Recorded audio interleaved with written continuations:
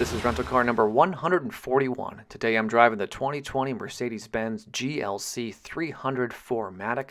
For those that don't know, 4Matic is just Mercedes' fancy way of saying that this thing has all-wheel drive. Now this is considered a compact luxury crossover SUV, and I got this one from Enterprise. I'm trying to use up my Enterprise Plus points, so I used 850 of those, and then I had to cough up an additional $74.73 for this one. Enterprise considers this to be a premium elite SUV. That's the classification they give it, and they rent it out for about 120 bucks a day, which might be worth it. But let's take a look at the vehicle and we can decide together if it is or not. All right, let's start with what's under the hood. And don't know if you noticed, but I really like that the hood release is a red color. It's just a really nice touch in my opinion. But under the hood we get a 2-liter inline 4 turbo engine. It's a 9-speed automatic transmission. All in all, it kicks out 255 horsepower at 6,100 RPMs, and you can go 0 to 60 in this thing in 6.1 seconds, which is pretty good for an SUV of this size. But that power does come at a little bit of a price. Your miles per gallon is just okay. It takes regular unleaded gas, so you get 21 miles per gallon in the city, 28 on the highway with a combined rating of 24. That fuel cap, if you care, is located on the passenger side, and the fuel tank fills up with 17.4 gallons of fuel. So here's the key fob, Mercedes' logo right in the center, lock, unlock, a panic button, and a trunk release, nothing on the back. It's really, really nice key fob. It's like the plastic feels softer than a normal fob, and it has a wonderful weight to it. Let's try out the panic button so we can hear the horn real quick. So, decent horn. Also, there is a button on the back of the key fob. You press this right here to reveal the actual physical key. Let me show you that real quick. There you go. There's your actual physical key you can use to unlock and lock the vehicle if the key fob fails.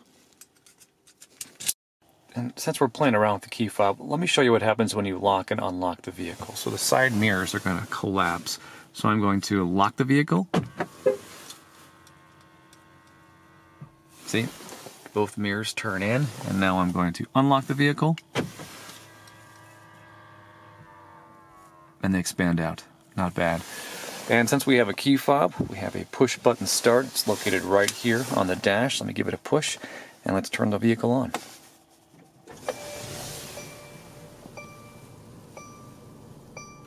So here's the steering wheel setup. It is much more complicated than most of the vehicles I've been driving lately. You have two identical controls here and here with little miniature touchscreens on them. So this control adjusts things in the gauge cluster, and then the control on the right adjusts things on the center display. Let's go to the left one. So you can cycle through screens up here by pushing left or right or up or down, and then you can go to the home screen by hitting the home button, or this is a back button. So we're on the home screen, and you'll see there's a number of menus that we can cycle through, and I'm just pushing my thumb very gently across the touchscreen to cycle through things. When I get to a screen that I want, I just press the touch control, and that jumps into the menu structure. It's actually really intuitive, and I like it quite a bit. Down here are the cruise controls. On the right-hand side, we have the identical controls, but this, instead of adjusting the gauge cluster, adjusts the large screen in the center of the console. Same basic principles, right? Swipe left or right to adjust things, and then push the button if you want to enter that menu structure. Below there, we have our voice assistant technology button, a favorites button, answer and hang up phone calls, and then a small dial to adjust the volume. We have two stalks. Over here, just the windshield wipers and the turn signals. And this is the gear shift. So to put it in park, you're actually going to push this button right here. And then to put it in reverse, we're going to push up. And then you get the rear view camera that comes up. It's just a beautiful display. I mean, this is a very, very crisp picture compared to some of the SUVs that I've been driving lately that are more around the $20,000 range. And then it looks like we can get an even wider view by pressing this button right here. I'm going to leave it here because we have guides. Now watch, when I turn the steering wheel, see the large orange guides are moving. And that just makes it really easy, watch it, I back up, for you to know where the car is going. So look, I can aim, ooh, didn't do a great job, but look, I can aim for that parking space, and I need a little practice, but it does help. As you're turning the vehicle, you can see exactly where it's going. Put it in drive, we're going to push down, and then into neutral. We can push the gear shift. Geez, I don't know. Oh, there we go. Neutral. So let's push the park button to put the car back in park so I don't drive away. There's also paddle shifters right here and right here. Really comfortable steering wheel setup. Super soft leather. There's no doubt this is a luxury car. It just feels really nice while you're driving. We have a beautiful gauge cluster. On the left, you have your speedometer and your fuel gauge. Down below, a nice big screen in the center, and then RPMs on the right with your coolant temperature down there. The screen is quite impressive. If you'll see, you have your outside temperature up on the top left-hand corner. A clock shows you what gear you're in right here, and then a big screen in the center that's adjustable, as I showed you before, using the controls right here. Let me show you just a couple more things on here. So I'm going to hit the home button. We're going to jump over to those larger icons, and I'm going to scroll over, just using the swipe pad, touchpad I guess, to the service screen, and then we'll go down and we'll look at something like engine oil life to show you that we're doing pretty well on that. I'm going to hit the back button again, go down to consumption info, and see a little bit of information about the fuel economy for the vehicle. I gotta say, it's just a beautiful screen and a wonderful setup, and there is no doubt that these are premium controls because they feel just so good when you touch them. Before we move on, I missed one more control. It's down here on the left-hand side. This is an electronic control to adjust the steering wheel height, so you can push it down, up, and then telescope it in or out if you like. To the left of the steering wheel, we have even more controls. So, door latch, lock and unlock buttons, buttons to control the windows, adjust the side view mirrors. You have memory seat buttons right here, along with controls to adjust the seat itself. So this is for the headrest, the back support, the seat, and then I don't really know what this is called, but let me show you. So pushing it forward or backwards will adjust this portion of the seat to make the seat longer so that it sits right underneath your knees. It's pretty fantastic. It makes the seat so comfortable. We also have heated seat controls right here. And then down below there, we have a couple of cup holders along with the controls to release the hatch. Up on the dash, we have controls to adjust the headlights, the brightness of the display. Up here in the gauge cluster, your fog lamps, and then your electronic parking brake. Pull it up to activate, push it down to deactivate, and then all the way down at the bottom, kind of hard to see, so let me open the door, we have a red latch to release the hood. And one control I missed is that you actually get lumbar support. For some reason, it's not included in the controls right here. It's actually on the side of the seat right here. This little directional keypad controls the lumbar support for the driver's seat. Side view mirrors are a good size and they have blindside detection. It's that small triangle you see right there.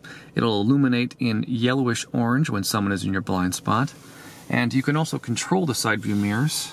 These controls down here. I showed you this once before, but it's kind of fun, so let me show you again. You can press this button right here, and you can fold the mirrors in, and then press the button again if you want to fold them out. And obviously, you get the same style mirror on the passenger side as well.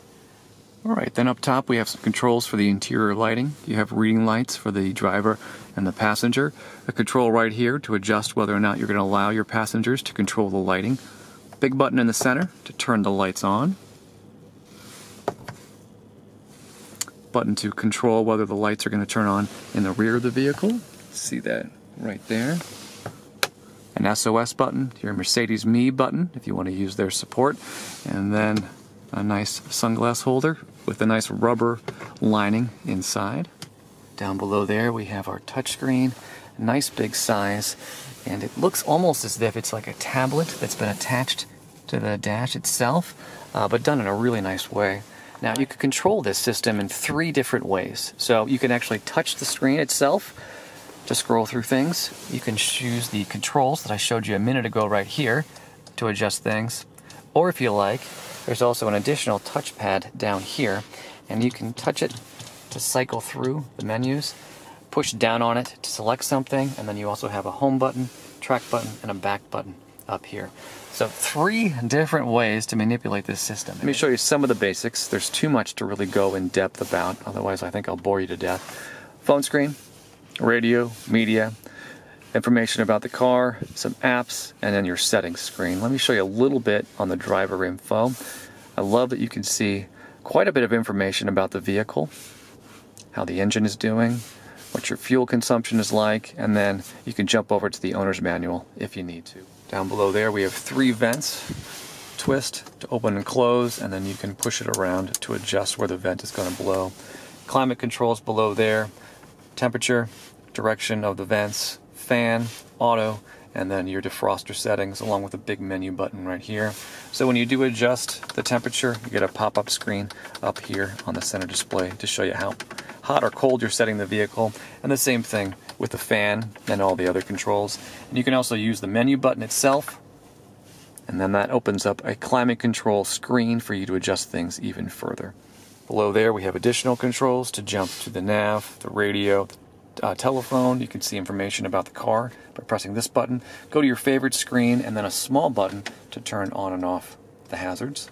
Right here we have a nice sized storage area with 2 cup holders, and then a power port right here. Let's see if I can get this off. There we go. There's your power port.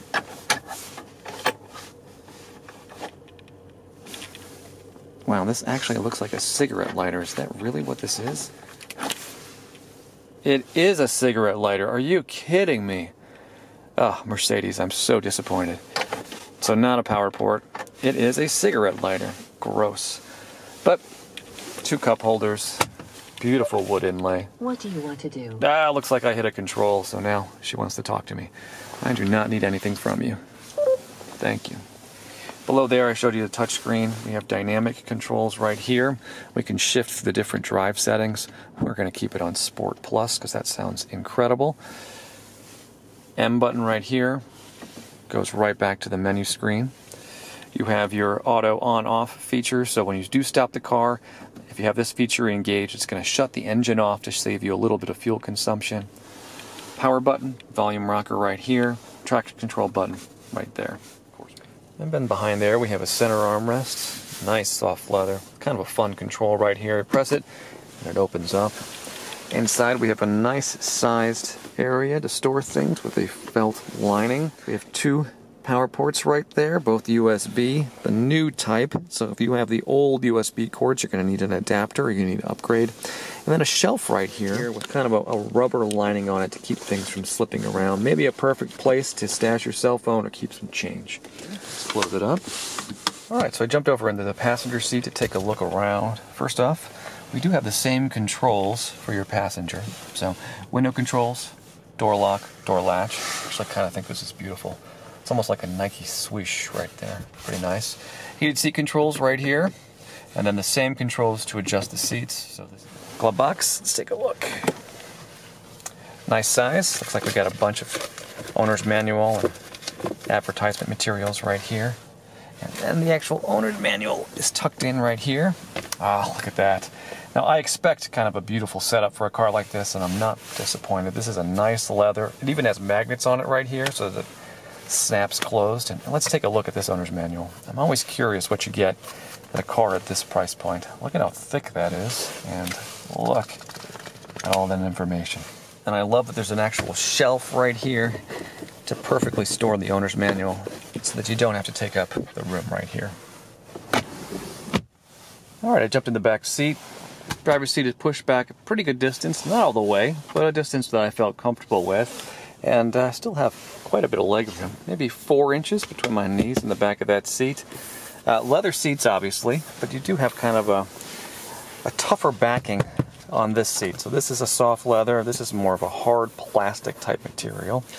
There is a pocket, kind of expands out. This is that plastic material, and it looks like it's got some elastic bands right here to help expand it. And you have that same setup on the passenger side as well. This is really nice because when they collapse, they're almost invisible. On the back of the center armrest for the front seat passengers, we have 2 vents right here with a control to turn them on and off. And then down below we have I thought it was a cup holder, but it's not. We have a power port. Ah, look at that. A 2-pronged power port. That's fantastic. And then a power port right there if you do have an adapter with you. That's a nice setup. Window controls, door latch, speaker. Up top we have a reading light, a handle, and then a hook for your jacket. And the same setup obviously on the other side as well. Center armrest, nice handle to pull it down. Opens up to reveal a storage area. Looks like someone left a receipt. Nice. Actually, they also left me some socks, which is amazing.